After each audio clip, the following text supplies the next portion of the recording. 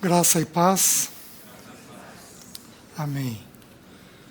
Que bom poder estar aqui novamente com os irmãos, tendo comunhão. Nós vamos gastar esse fim de semana, esses 3 períodos, estudando 2 temas.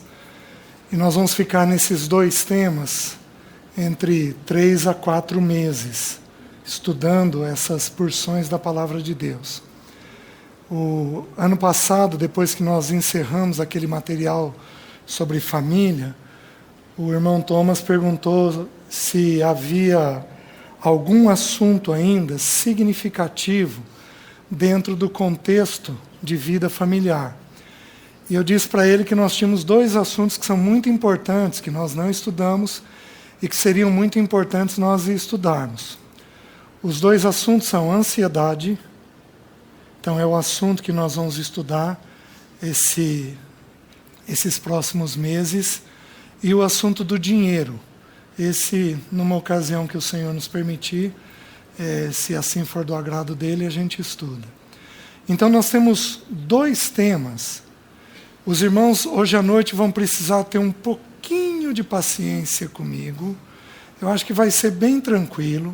Mas eu preciso criar um pano de fundo para a gente estudar isso. Nós temos 2 temas que nas Escrituras eles são contrapostos,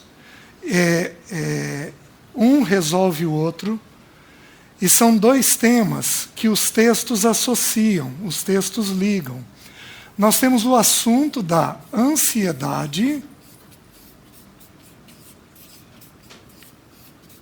e o que contrapõe a ansiedade nas Escrituras é a paternidade.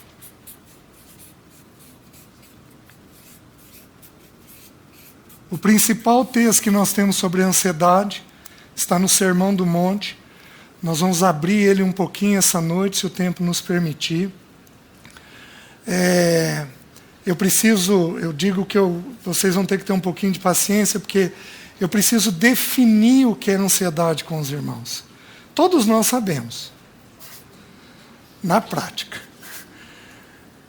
De 0 a 10, dá uma nota para a tua ansiedade. 0 é nada, você é o sujeito mais equilibrado do mundo, e 10 é muito ansioso. Dá uma nota para você. Vai lá. 9,5. Já falaram 12 aqui. Dá uma nota para você. Compartilha com a pessoa que está do seu lado aí. Se você conhece ou não, compartilha. Qual é a nota que você deu? Queridos, o assunto está no nosso meio muito mais do que a gente imagina. Mas muito mais do que a gente imagina.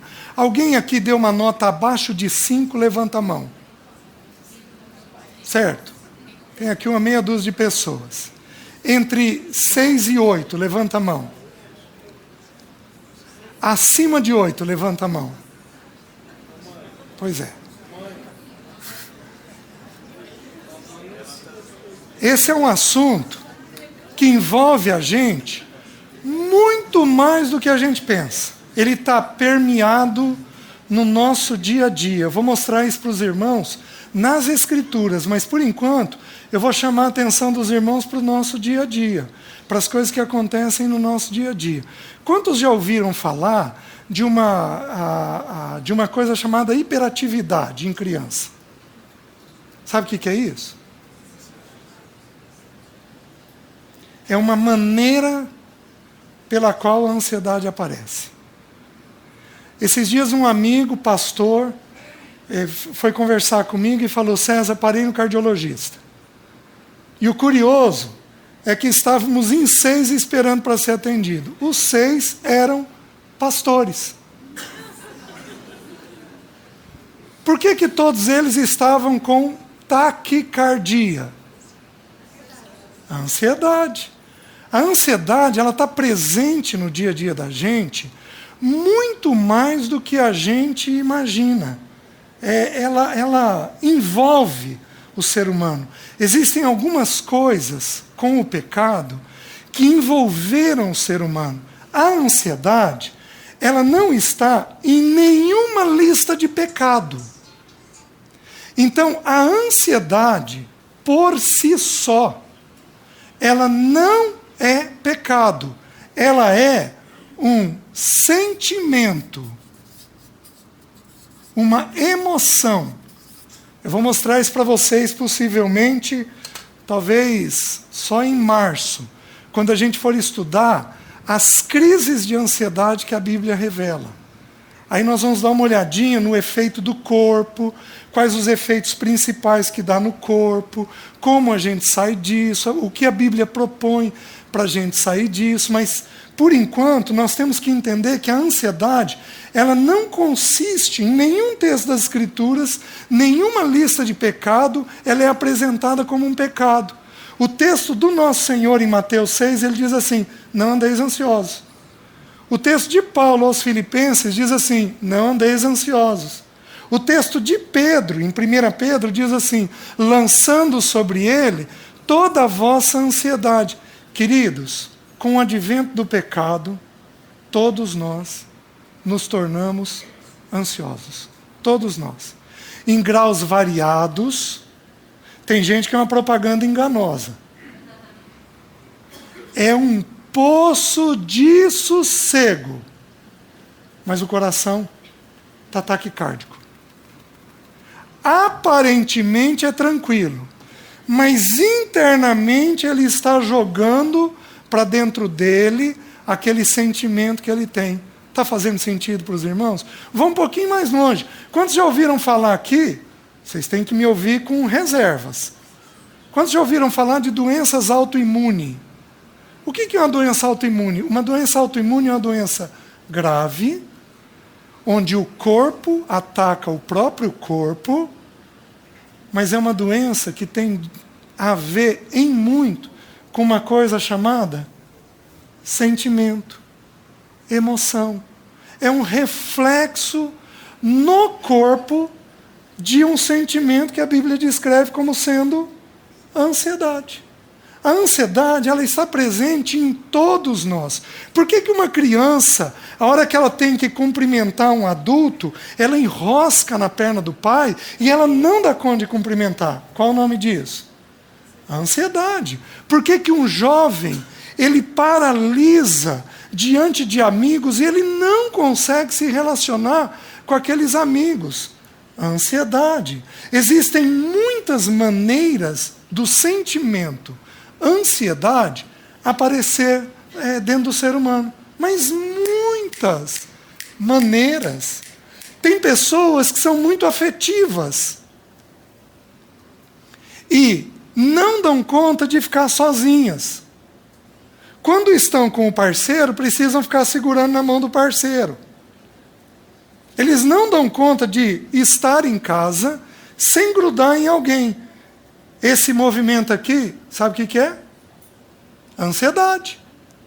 Ele joga essa ansiedade dele num apego afetivo maior. Mas o nome disso é ansiedade, não dá conta de ficar sozinho.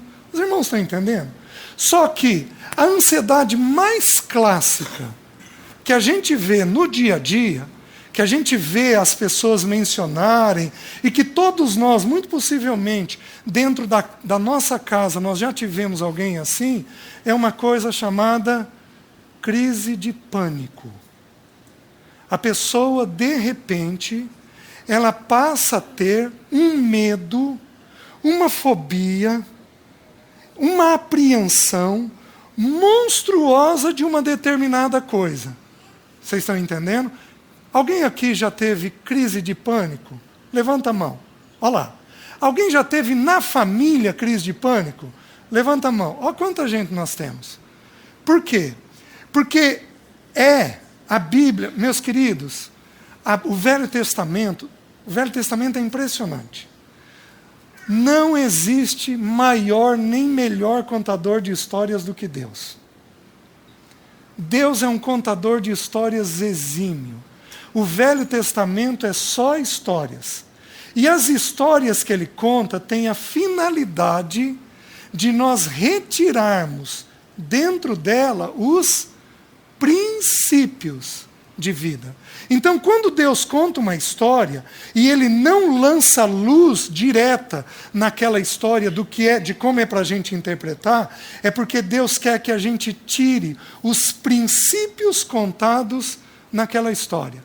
A primeira, Adão foi criado. Em Gênesis 1, Adão e Eva. Em Gênesis 2, descreve a criação em separado, do homem e da mulher. Escreve ali especialmente a da mulher. Gênesis 3 tem a queda. Então Deus falou com Adão: Adão, tem 2 árvores aqui, o jardim inteiro para você desfrutar. Uma delas é a árvore da vida. Você come do que você quiser do jardim, menos de uma árvore. Você não pode comer da árvore do bem e do mal, do conhecimento do bem e do mal. Dessa árvore você não come, porque no dia que você comer, você vai morrer dela. Você vai morrer. O que Adão fez? Adão comeu, e no momento que ele comeu, eu vou explicar aí a paternidade. No momento que ele comeu, ele perdeu a relação com o pai. Ele simplesmente perdeu a relação com o pai. Em Lucas, capítulo 3, quando Lucas faz a genealogia do nosso Senhor Jesus Cristo, no versículo 38, se não me engano, diz assim: Cainã, filho de Enos, Enos, filho de Sete, Sete, filho de Adão, este filho de Deus. Então, quando Deus criou Adão, Ele criou Adão com o expresso propósito de Adão se tornar filho dele. Adão era apenas criação. Quando ele comesse da árvore da vida, quem é a árvore da vida? Jesus. Ele é a própria vida. Eu sou o caminho, a verdade e a vida. Jesus era a árvore da vida. Quando ele comesse da árvore da vida, ele se tornaria filho de Deus, com uma relação toda diferenciada com o Pai. Mas, queridos, ele opta por comer a árvore do conhecimento do bem e do mal. Ele opta por entender as coisas. Ele opta por controlar as coisas. Quem aqui é controlador? Perguntinha difícil. Quem aqui é controlador? O controlador come da árvore do conhecimento do bem e do mal. Porque ele tem necessidade de controlar tudo aquilo que acontece. A informação tem uma finalidade dentro do ser humano. O ser humano tem necessidade de controlar as coisas que acontecem. Ele tem dificuldade de se lançar no Pai e criar dependência do Pai, onde o Pai toma ele pela mão e conduz ele onde o Pai quer. O ser humano não gosta disso. O ser humano, ele tem a necessidade de buscar informação para ele poder controlar as coisas que vão acontecer. Adão fez isso. E quando ele fez isso, ele tem um impacto imediato sobre a alma dele, porque ele perde o relacionamento que ele teria com o pai dele, com o Criador dele, é perdido com o pecado. E imediatamente ele tem mecanismos de fuga.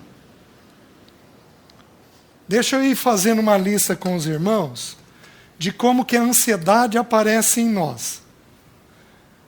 Eu já volto em Adão. Hiperatividade,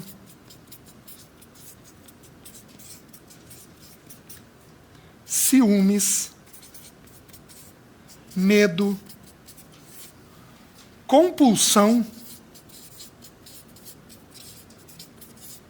O que mais? Irritação.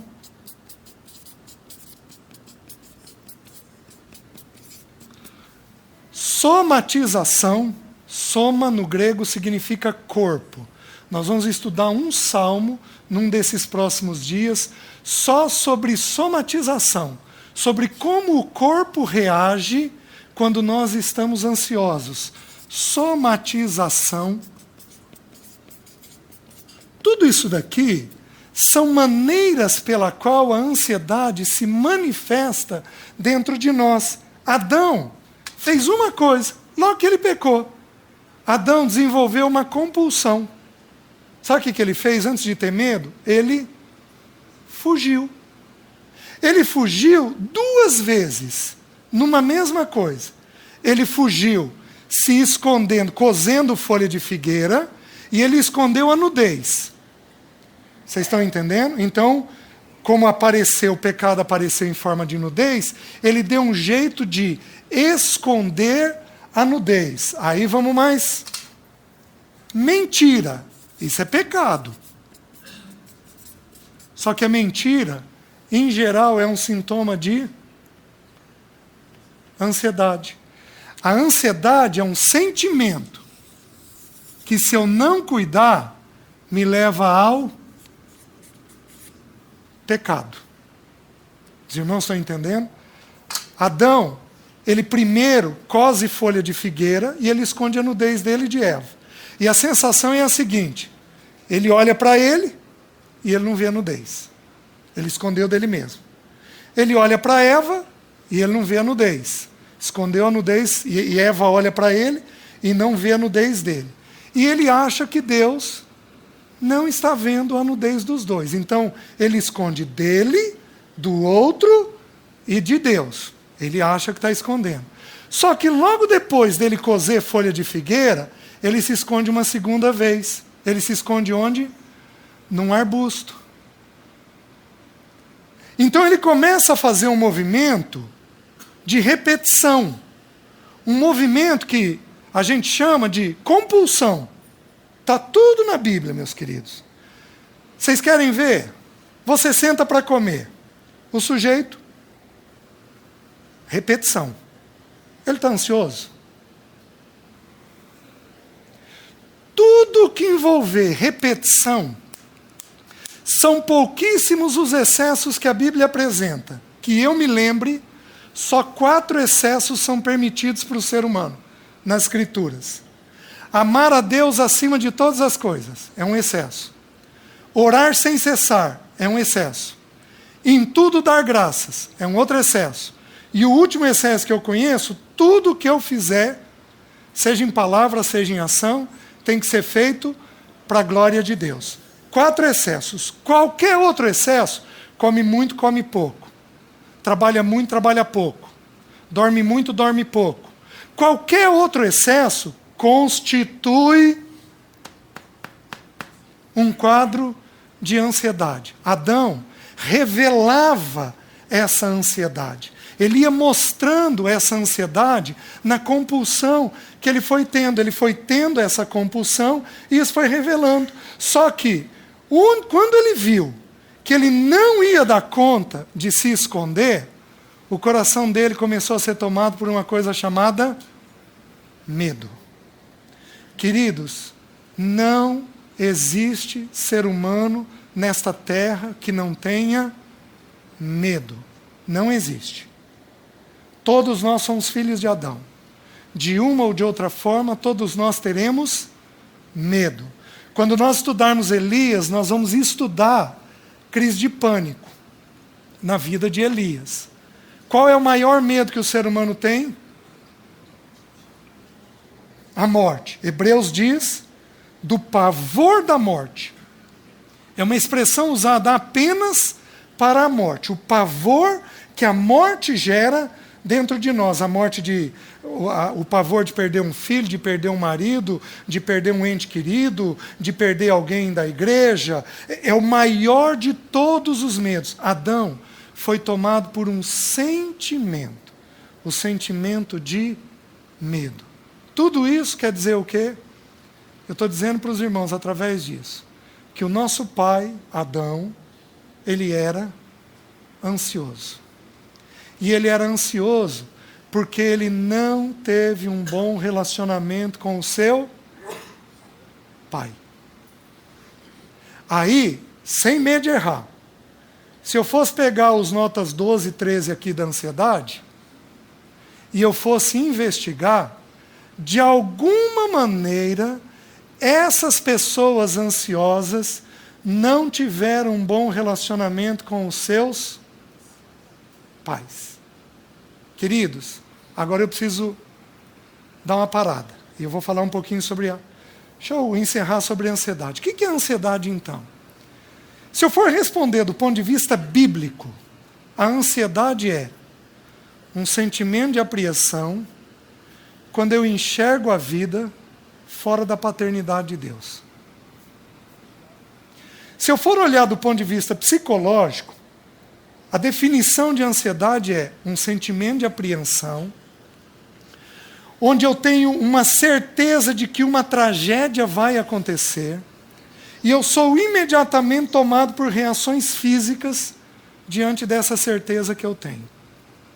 Vocês estão entendendo? Isso é ansiedade, do ponto de vista psicológico. Mas do ponto de vista bíblico, é ver uma coisa com os meus olhos. E não ver aquela mesma coisa com os olhos de Deus.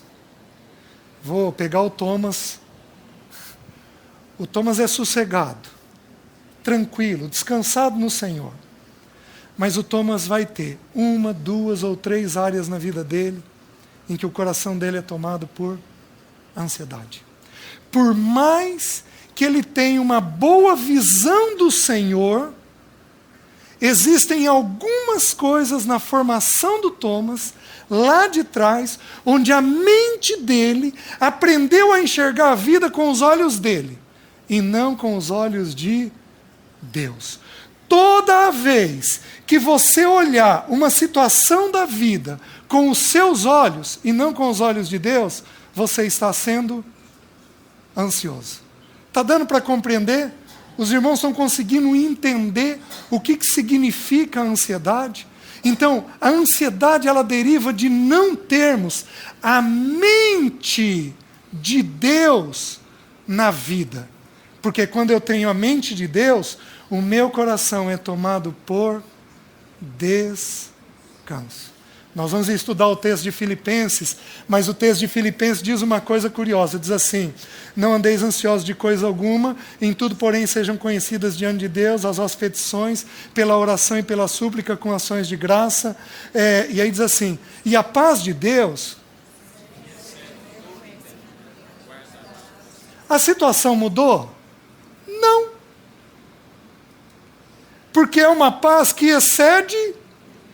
A pessoa olha a situação e a situação não mudou. Mas os olhos dela, ao enxergarem a situação, mudaram. Então o problema não está daqui para fora. O problema está daqui para dentro. É a maneira pela qual nós olhamos a situação, vemos a situação. Quando nós vemos a situação com a bendita mão de Deus, o nosso coração é tomado em profundo descanso. Os irmãos estão entendendo? Vamos avançar um pouquinho. Abram, por favor, em Efésios, capítulo 3, versículo 14. Por esta causa, me ponho de joelhos diante do Pai, de quem toma o nome toda a família, tanto no céu como sobre a terra, para que, segundo a riqueza da sua glória, vos conceda que sejais fortalecidos com poder, mediante o seu Espírito, no homem interior. Queridos, deixe eu parar aqui.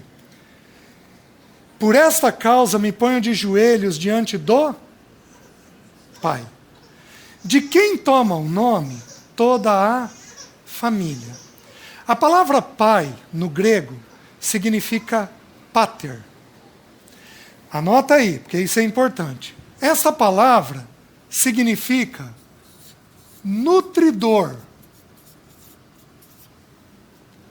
sustentador,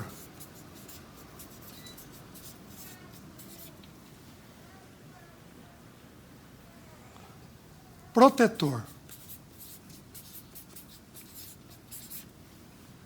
É papel de quem nutrir, sustentar e proteger do... E a mãe? E aí o versículo diz uma coisa curiosa.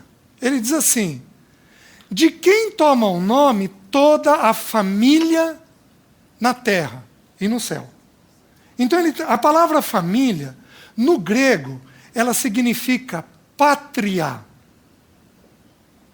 que é um derivado da palavra pater. Então, entendam o que eu vou dizer. Tudo que existe de família nesta terra, queridos, uma cidade é uma família. Às vezes um bairro, uma rua é uma família. A família, ela tem muitas formas de ser vista. Um homem e uma mulher são uma família. Um homem, uma mulher e os filhos são família. O homem, a mulher, os filhos e os seus progenitores são uma família. A igreja é uma família. Uma nação pode ser uma família. Vocês estão entendendo? Todas as vezes que nós temos um grupo de pessoas reunidos com um bem comum, isso só é sustentado por uma imagem. A imagem do Pai. Quando tem uma crise no nosso país, o presidente tem que se levantar de uma forma meio imediata e dar uma palavra à nação. Uma palavra de orientação. Está fazendo o papel do quê? De um pai. Aí toda a nação falou tal coisa. Aí todo mundo sossega. Entendam o que eu estou falando para os irmãos. Toda vez que um grupo de pessoas se reunir, esse grupo de pessoas tem que entender que ele só funciona se ele for segundo o Pai. Me coloco de joelhos diante do Pai, de quem toma o nome toda a família. Toda família coerente, sensata, equilibrada, ela vive segundo os princípios e os preceitos de Deus Pai. O Pai é o sustentador, é aquele que organiza, é aquele que estabelece o limite. Possivelmente amanhã nós vamos ver vários versículos sobre a função de um pai, como que o pai age segundo as coisas. Mas hoje é importante que a gente entenda a definição. O pai, não a mãe. O pai, não a mãe. Queridos, nós nunca vivemos, nunca. Sempre houve tempos negros na história. Mas nós nunca vivemos, talvez devido à informação, um tempo de tanta ansiedade como nós vivemos hoje. Sabe por quê? Porque falta nas nossas casas, nas nossas igrejas, falta homem. Falta gente que assuma o papel de pai. Exista homem que seja o nutridor, o sustentador, o protetor, que o Pai Celeste nos ensina a ser. A mãe, aqui está o filho. Quem é o primeiro elemento que protege o filho na casa? A mãe. Quem é o segundo elemento que protege? Por proximidade, o erro da mãe fica mais grave que o erro do pai. Porque a mãe é mais próxima. Vou dar um exemplo absurdo e exagerado. Um pai molesta uma filha. De quem essa filha se ressente? Porque qual é a pergunta dela? Onde estava minha mãe? Só que prestem atenção no que eu vou dizer. Não tem estrago semelhante de um homem omisso.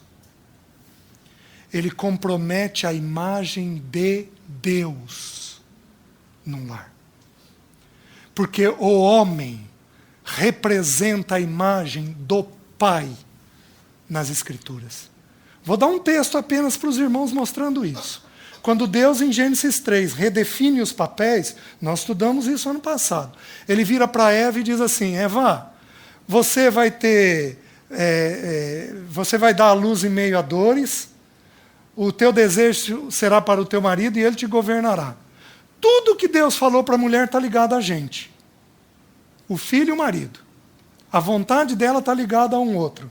Então eu pergunto para os irmãos, qual é o principal papel de uma mulher num lar? Gente. Gente. É o principal papel de uma mulher no lar.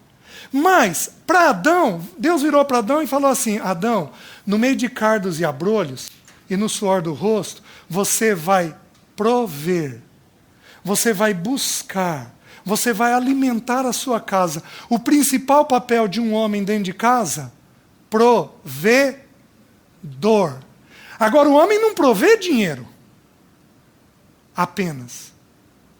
O homem provê dinheiro, o homem provê a palavra, o homem provê a oração, o homem deveria prover a conversa, o homem deve prover limite, o homem deve prover tempo. Pode, agora dá, agora não dá. O homem deveria prover estas coisas dentro de casa, porque o homem, ele representa a figura de Deus Pai. Meus queridos, por que os locais de reunião em Londrina, em Maringá, a nossa juventude transviou? Por falta de pai. Vocês sabiam que é o pai quem tira o filho do mundo e não a mãe? Vou mostrar um texto bíblico para os irmãos amanhã.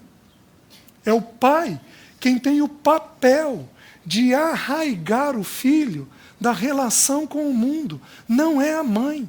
Então toda família, por esta causa, me ponho de joelhos diante do Pai, de quem toma o nome toda a família que existe nessa terra. Não existe família coesa, não existe família tranquila, fora de uma ansiedade grave, se os homens não assumirem o seu papel e eles trouxerem a expressão de Deus dentro do seu lar. Porque um lar tem que tomar o nome do pai.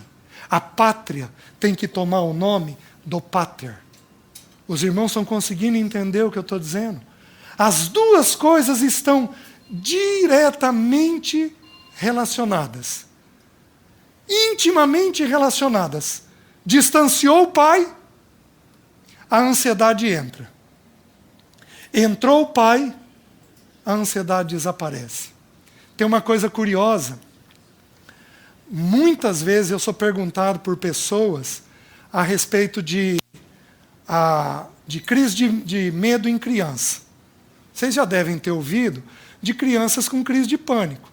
Elas não conseguem ir para a escola. Vão, choram na escola, tem que buscar, os pais buscam, a mãe busca uma vez, 2 vezes, 3 vezes, aí não resolve, aí a mãe fica sentada lá na escola, do lado de fora da sala, para ver se relaxa a criança, aí a mãe fica um pouquinho mais distante. Vocês já devem ter ouvido histórias desse tipo. Queridos, a gente tem uma regrinha básica. Quando uma criança começa com isso, a criança, quando não está bem, ela manifesta em 2 lugares. Especialmente a criança de 6 a 12. Ela manifesta em 2 lugares. Ou ela borra a cuequinha, ela passa a não ter controle do xixi, do cocô, enurese, ecoprese, ou ela manifesta isso na escola. Teve uma situação uma vez que eu virei para ouvir o casal, o menino numa agonia monstruosa. Aí eu pedi uma coisa, falei para o pai: vamos fazer uma coisa? Vocês não vão fazer nada nas 2 próximas semanas, nenhuma atividade à noite. Vocês vão ficar em casa juntos com atividade em família. E eu gostaria que você se dedicasse ao seu filho. Você vai sair, a atividade que a gente resolveu era andar de bicicleta. Queridos, em 2 semanas, ele não tinha mais crise. Porque quem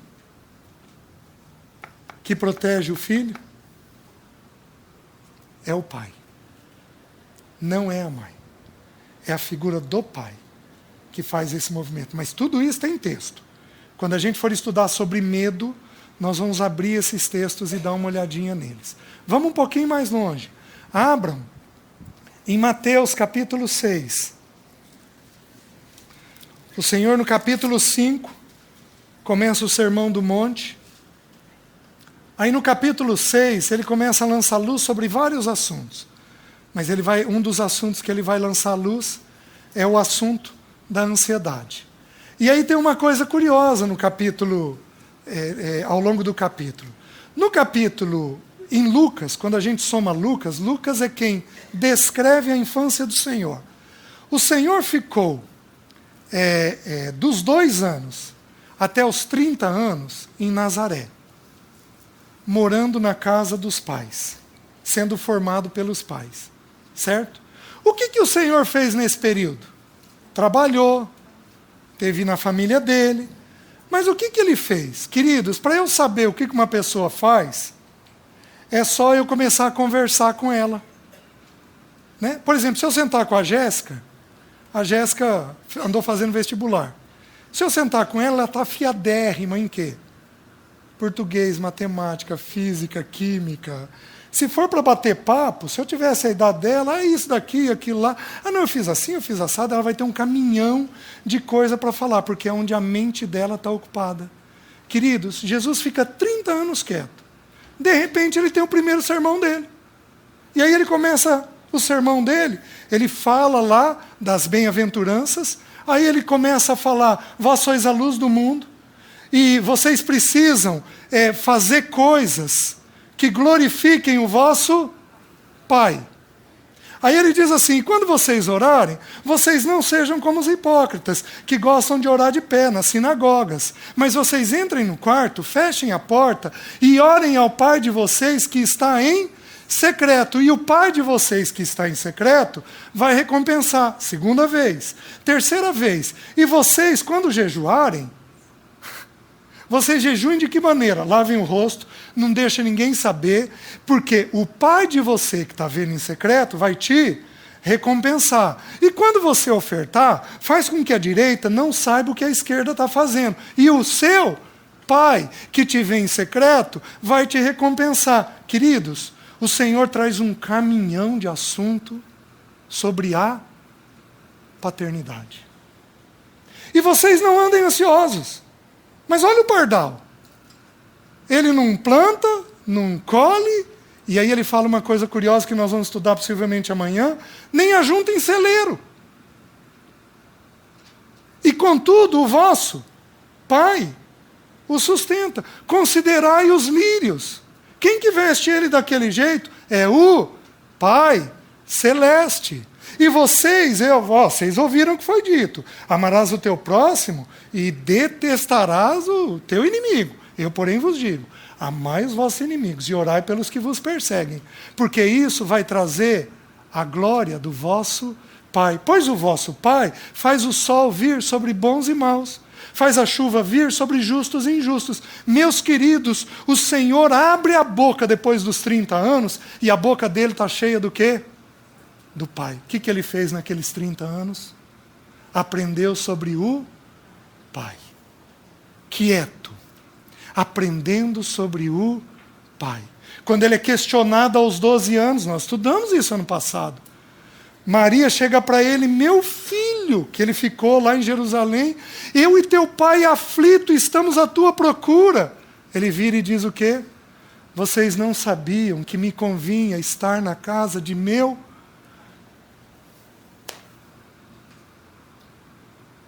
Nós precisamos da misericórdia do Senhor.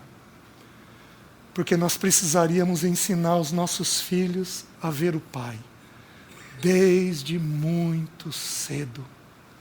A gente ensina eles a ver boas escolas, bons trabalhos, a gente ensina eles a ter capacitação, a gente ensina eles a conviver com gente bem educada, mas a gente não ensina eles sobre o Pai. O Senhor Jesus aprendeu sobre o Pai. E à medida que ele foi aprendendo sobre o Pai, o coração dele, a mente dele, foi sendo ganha pelos pensamentos do Pai, pelas palavras do Pai, pela vontade do Pai. Tudo nele estava ligado ao Pai. Os irmãos estão conseguindo entender? Então, quando eu vejo do ponto de vista do Pai, o meu coração fica sossegado. Agora eu vou começar a provar isso para os irmãos. Só que para isso, capítulo 6, versículo 19. Lembra que eu preciso da paciência de vocês. Eu estou montando um pano de fundo. Eu falei sobre o que é ansiedade, estou explicando um pouquinho sobre o que é o Pai, e agora eu vou precisar explicar um pouquinho sobre como é a alma do ser humano. Como que o ser humano funciona, porque nós vamos voltar nisso muitas vezes, para a gente entender as crises de ansiedade e as dificuldades da paternidade de Deus em nós. Capítulo 6, versículo 19 diz assim: não acumuleis para vós outros tesouros sobre a terra, onde a traça e a ferrugem corrói, e onde ladrões escavam e roubam. Mas ajuntai para vós outros tesouro no céu, onde traça nem ferrugem corrói, e onde ladrões não escavam nem roubam. Porque onde está o teu tesouro, aí estará também o teu coração. Lembra que no original nós não temos versículo. É o Senhor falando numa sequência. Aí ele diz assim, então ele falou sobre um assunto chamado dinheiro. E ele falou sobre o tesouro que eu vou ter. Aí ele fala sobre o verdadeiro tesouro que eu tenho na eternidade. Ele fala sobre dinheiro, o meu coração e o verdadeiro tesouro que eu posso ter na eternidade. Aí o Senhor vira e diz assim: são os olhos, a lâmpada do corpo. Então ele está ensinando um princípio. Se os teus olhos forem bons, todo o teu corpo será luminoso. Porém, se os teus olhos forem maus, todo o teu corpo estará em trevas. Portanto, caso a luz que há em ti sejam trevas, que grandes trevas serão. Eu preciso parar aqui. E eu vou contar com a paciência dos irmãos. Deixe-me explicar uma coisa para os irmãos. O ser humano, ele é composto de 3 elementos. 1 Tessalonicenses ensina isso. Diz que o ser humano tem um espírito, uma alma e um corpo. Certo? O espírito é a parte que toca a Deus. Ela não é uma parte, ela é imaterial. A gente não toca.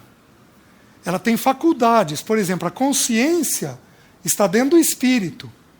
A intuição está dentro do espírito. São faculdades que o espírito da gente tem. Digamos assim, ferramentas que o espírito da gente tem. Só que a alma, ela é composta. O que é a alma? A alma é o que a psicologia chama de eu. É quem você é. É quem a Jéssica é. Eu começo a conversar com a Jéssica. Ela fala de estudo. Depois ela fala de roupa. Ela pode falar de sapato. E aí eu vou entendendo que a Jéssica gosta do quê? De estudo, de roupa, de sapato. A Jéssica vai deixando vazar o que está dentro dela à medida que ela fala. Ela vai falando e eu vou vendo o que está dentro dela. A alma, ela é composta de 3 elementos. O que a Jéssica é, o que o Thomas é composto de 3 elementos. A alma é composta do pensamento, da emoção e da vontade. E aqui eu preciso que os irmãos entendam. O alvo de Deus e do diabo é qual? Faz sentido? Só que a fortaleza é a mente. Quem ganhar a mente, ganha a vontade. Quem ganhar a mente, ganha a vontade. O Thomas tem lá as fraquezas e a ansiedade deles, como a gente falou. De repente, num dia que o Thomas não está bem, o diabo traz uma pessoa que vai alimentar a mente do Thomas exatamente com a fraqueza dele. Ele já não está bem. Aí o diabo vai se aproveitar do momento que ele está fragilizado e o diabo vai trazer naquela área que ele é ansioso alguém para conversar sobre aquilo. E para deixar a mente dele mais inflamada, mais ansiosa do que ele naturalmente já é. Então, o que ganha a vontade de um ser humano é o pensamento. Meus queridos, eu vou só citar os versículos, não abram. Romanos 12, 2 diz assim: e não vos conformeis com este século, mas transformai-vos pela... De que jeito que a minha vontade é mudada? Pela renovação da minha. E aí ele diz assim: para que experimenteis qual seja a boa, perfeita e agradável vontade de Deus. Toca na emoção. Primeiro vem o quê? O pensamento. O pensamento é que determina a minha vontade. Por que Jesus fazia toda a vontade do Pai? Porque o tempo todo ele pensava em quem? No Pai. Era o Pai. O Pai o tempo todo. Meu Pai, meu Pai, meu Pai, meu Pai, meu Pai, meu Pai, meu Pai, meu Pai. O tempo todo, o Pai, o Pai, o Pai e o Pai. Mês que vem, se o Senhor permitir, nós vamos estudar 3 coisas do Filho. Porque são 3 coisas que o Pai fez com o Filho amado e o Pai vai fazer comigo e com você. O Filho liberto, o Filho tendo comunhão e o Filho sofrendo. Nós precisaríamos tirar o final de semana inteirinho só para falar sobre o sofrimento que o Pai gerou no Filho, porque é a mesma coisa que ele vai fazer comigo e com você. Então, mês que vem, para os corajosos. O Pai conduzindo o Filho ao sofrimento. À medida que eu penso, eu decido a vontade. Só que, vou citar outro versículo, tudo que eu penso, eu sinto. Não abram. João 16, ali começando com o versículo 5, Jesus começa a falar da morte dele. E ele diz assim para os discípulos: se eu não for, o Consolador não vai vir. E aí ele vira e diz assim: porque vos tenho dito estas palavras. Quais palavras ele falou? Morte. Qual o assunto que entrou na mente dos discípulos? Morte. Porque vos tenho dito estas palavras, a tristeza encheu o vosso coração. Então a regra é a seguinte: tudo que eu penso, eu sinto. E tudo que eu penso e sinto, eu faço. Quem ganhar a minha mente, me ganha. Ganha a minha vontade. Quem levar a minha mente, ganha a minha vontade. Deu para entender o pano de fundo? Aí o Senhor vira e diz assim: são os olhos, a janela da alma. Então o Senhor lança mais um princípio. O que alimenta o meu pensamento? O que alimenta o meu pensamento é o meu corpo. Os 5 sentidos. O que eu vejo, audição, visão, tato, paladar e olfato. Tudo que entra pelo meu corpo é traduzido dentro da minha mente. Por que que as crianças hoje são mundanizadas? Queridos, eu ouvi na região de Maringá de uma menina de 11 anos grávida. Não pode isso. Por que que os nossos filhos são mundanizados? Porque eles têm o mundo na palma da mão deles, jogando informação para a mente deles. Então a ideia é a seguinte: Jesus, antes de falar de ansiedade, ele está ensinando como é que a gente funciona. Os olhos é que vão jogar informação para aquilo que você ama. Digamos que a Jéssica ame roupa. A hora que eu entrar com ela no Catuaí, o que ela faz? Ela para. Para na vitrine. Qual vitrine, Jéssica? Qualquer uma. A Zara, assim. básico. Pode ser a Zara. Vocês estão entendendo como é que funciona?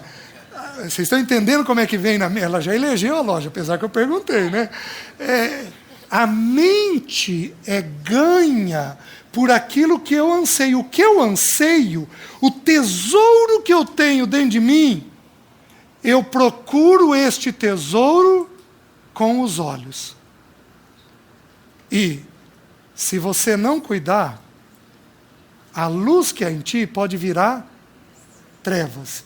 E caso a luz que há em ti sejam trevas, que grandes trevas serão. Quem são os ansiosos?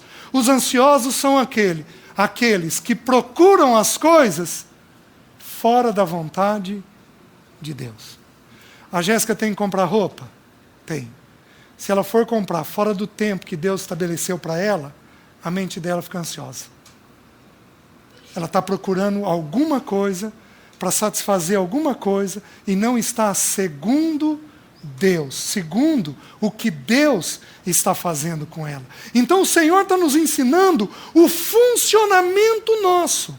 Como é que a alma da gente vai trabalhando? A alma da gente é trabalhada através dos sentidos nossos. E dos 5 sentidos, tem 2 sentidos em especial, que são muito significativos: a visão e a audição. Os 2 sentidos formam um conceito dentro de nós, mas em especial a audição. Quem ganhar a tua mente, quem ganhar a tua mente, vai ganhar a tua conduta. E queridos, especialmente os pais, aquele que pensa estar em pé, cuide para que não caia. Meus queridos, os nossos filhos escorregarem, é daqui para ali. Não achem que nós estamos seguros, nenhum de nós está. A vida cristã é um alimento da mente todo dia.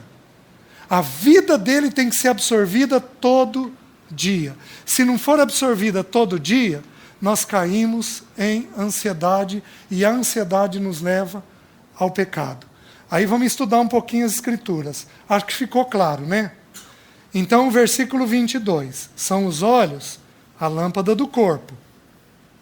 Se os teus olhos forem bons, todo o teu corpo será luminoso. Se, porém, os teus olhos forem maus, o que são olhos maus? É buscar coisas que não trazem a glória de Deus. Se os teus olhos forem maus, todo o teu corpo estará em trevas. Por que ele está dizendo que o corpo estará em trevas? Romanos diz que eu entrego os membros para o pecado. Então é ganho na mente. E aí eu entrego os meus membros, braços, pernas, genitália, eu entrego o corpo, os meus membros, para o que entrou dentro da minha mente. E aí então, caso portanto a luz que há em ti sejam trevas, que grandes trevas serão. Ninguém pode servir a 2 senhores, porque ou há de aborrecer-se de um e amar o outro, ou se devotará a um e desprezará o outro. Não podeis servir a Deus e às riquezas, a mamon. Aí o Senhor joga um pouquinho mais de luz. É como se ele fizesse um sanduíche. Ele falou de dinheiro ali atrás, não acumula tesouros nessa terra. Aí ele fala dos olhos, do que eu busco pelos olhos. Aí ele diz novamente de dinheiro. Ele faz um sanduíche. E por que ele fala de dinheiro 2 vezes antes de falar de ansiedade? Porque, queridos, o que nos dá segurança?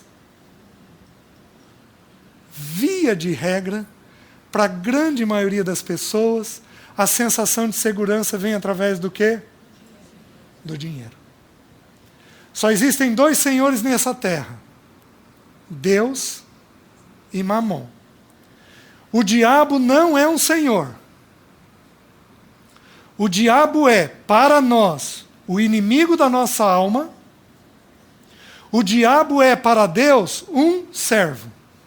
Porque Colossenses 2,10 diz que Cristo se fez o cabeça.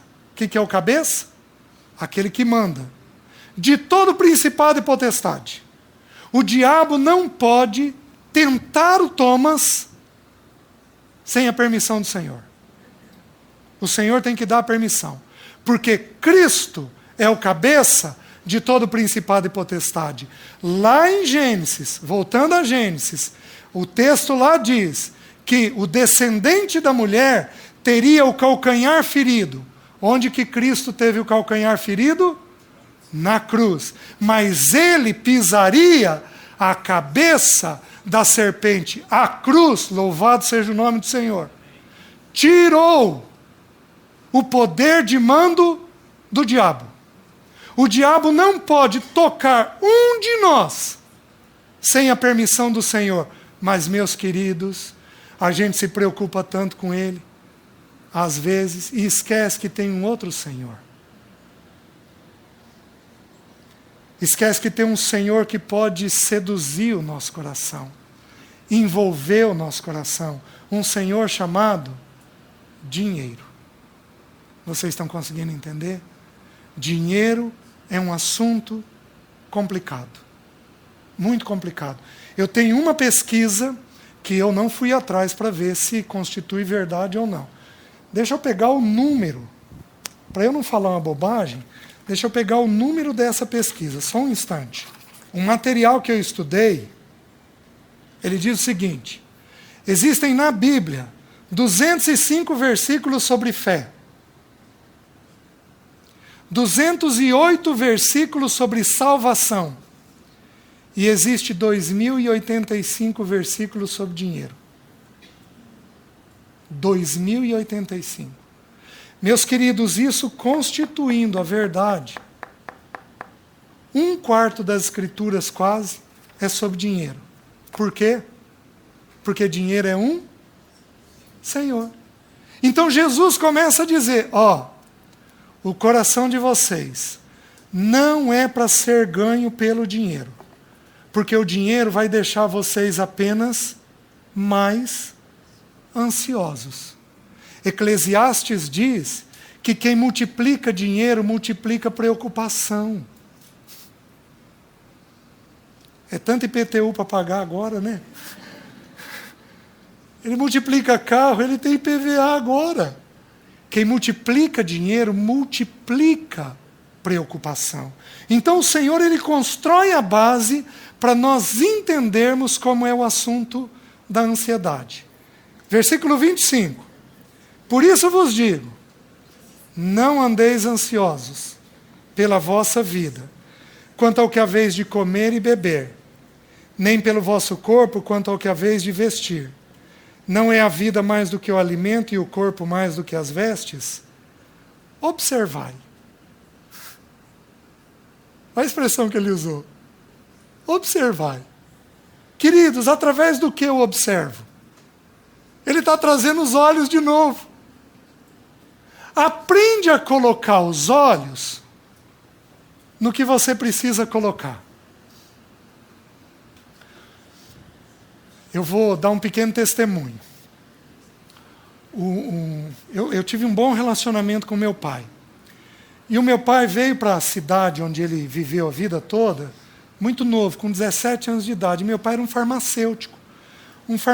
Meu pai tinha o quarto ano primário, e o meu pai era farmacêutico daquela época de manipular poção, de fazer o remédio ainda. Pegar lá as flores, os frutos, os pós, e ele próprio manipular a poção. Só que meu pai era um homem muito inteligente. Meu pai leu toda a obra de Dostoiévski, tendo 4º ano primário. Ele tinha muitos livros, e ele conversava muito com a gente. Então, o meu pai viu muita doença. E o meu pai trouxe os doentes para a cidade grande.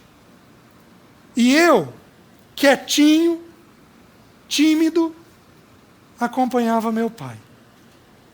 E desde cedo eu fui vendo uma coisa chamada doença grave. A minha mente foi sendo trabalhada. O meu pai, como ele passou muita necessidade na infância, ele tinha medo de não ter. Meu pai, minha mãe, a gente brinca até hoje, meu pai fazia uma viagem, colocava R$100 na carteira, ele ia gastando nas paradas. Ele precisava comer.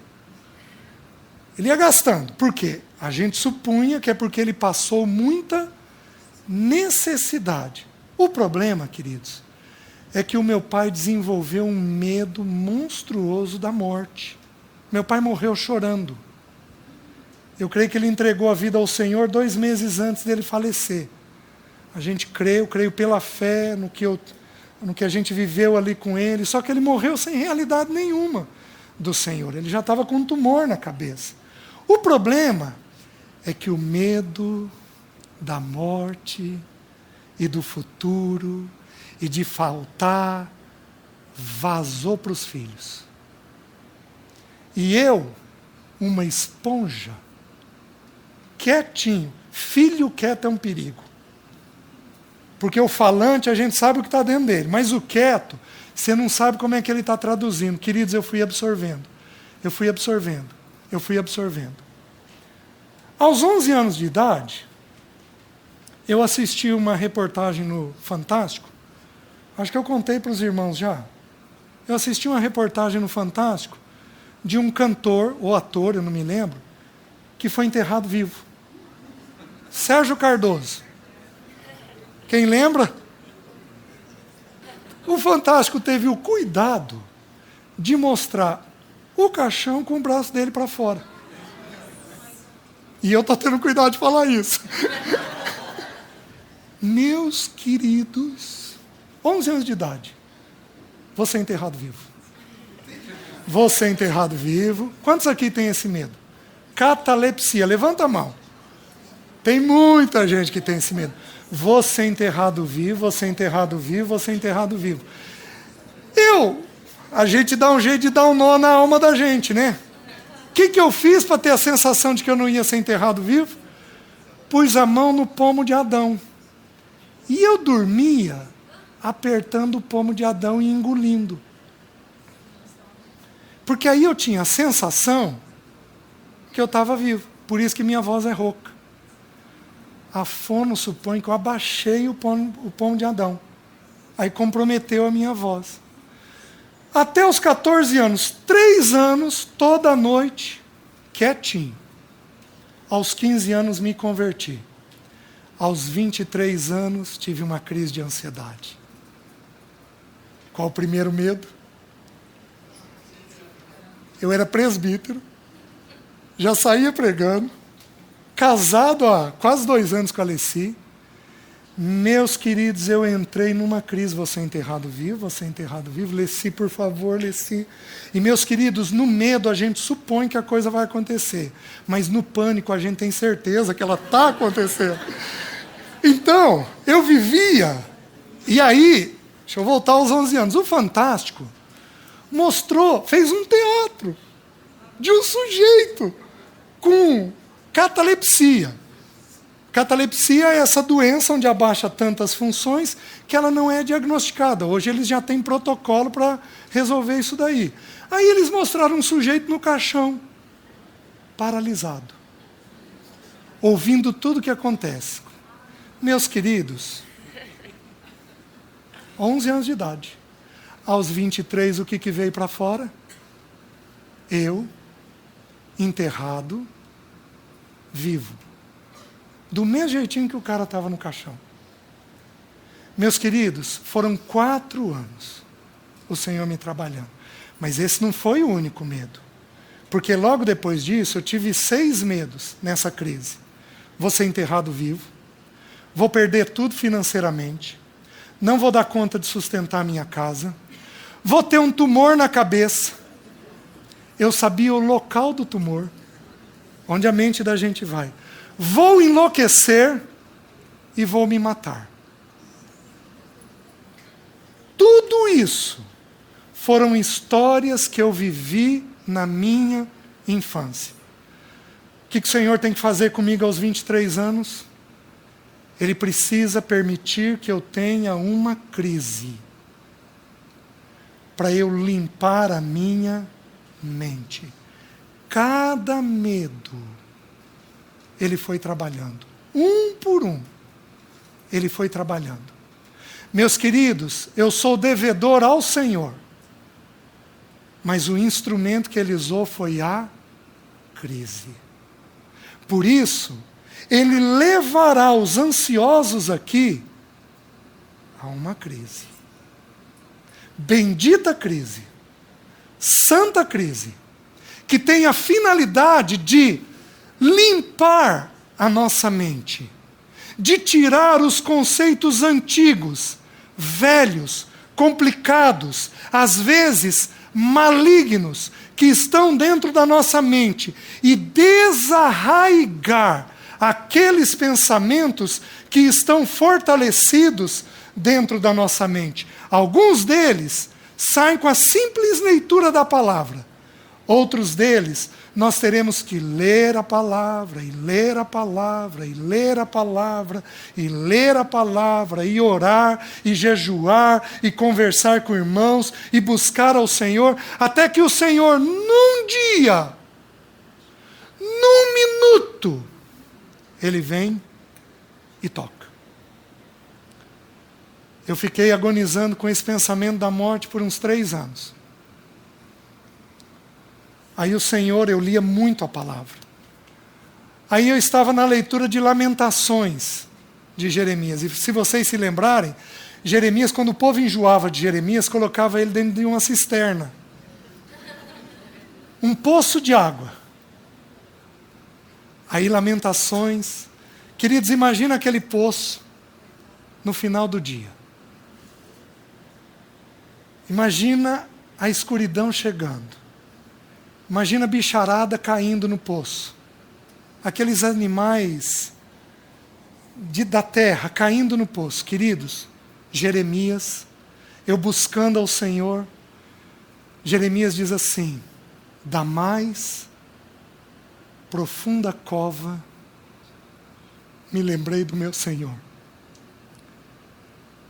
Aí um sujeito ansioso, um crente altamente ansioso, da mais profunda cova, a Bíblia é impressionante, ela é precisa, da mais profunda cova me lembrei do meu Senhor. Aí o Senhor falou comigo, Ele disse assim: César, eu sou seu Deus nessa terra, eu cuido, protejo e amparo você.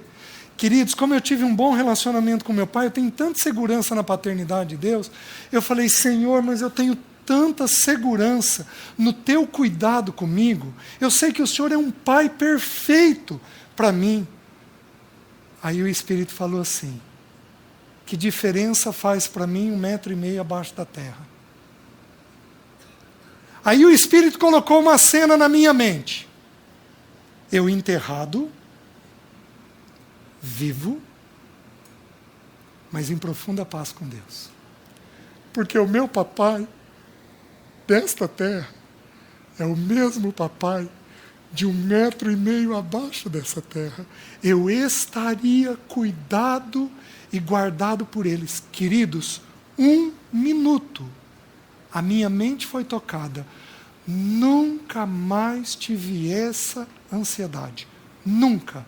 Eu perdi a conta de quantos irmãos eu já ajudei com este medo específico, contando o meu testemunho. Isso não é um testemunho só de catalepsia, isso é um testemunho da visitação de Deus nas nossas ansiedades. Ele simplesmente vem e nos toca no tempo dele, da forma dele, no momento dele. Ele vem e toca em nós, nos libertando completamente das angústias que nós temos nessa vida.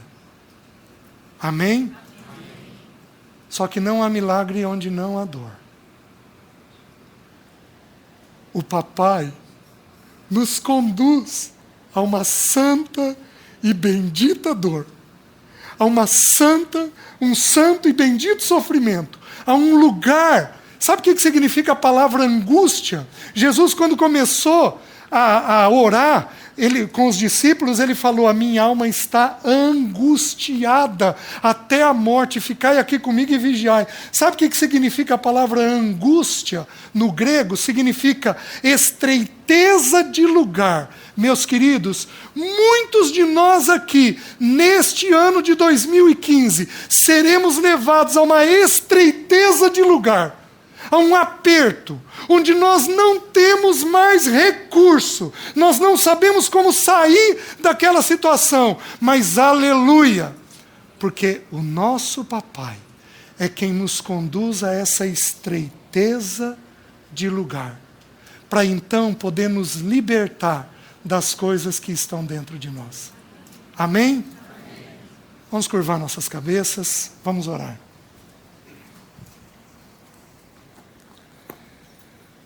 Senhor, obrigado pelo teu amor. Obrigado porque tu és um pai, um protetor, um sustentador. Bendito é o teu nome. Que alegria nós temos de te pertencermos. Vede que grande amor nos tem concedido o Pai, ao ponto de sermos chamados filhos de Deus. Senhor, bendito seja o teu nome. Senhor, nós te amamos, nós te desejamos. Senhor, nos visita nas nossas ansiedades, nos visita nas nossas angústias. Não permita que nós sejamos tomados por pensamentos indevidos, mas nos visita, nos mostrando o bendito Pai que o Senhor é, para que o teu nome seja glorificado nas nossas vidas. Em nome de Jesus nós oramos. Amém. Amém, meus irmãos.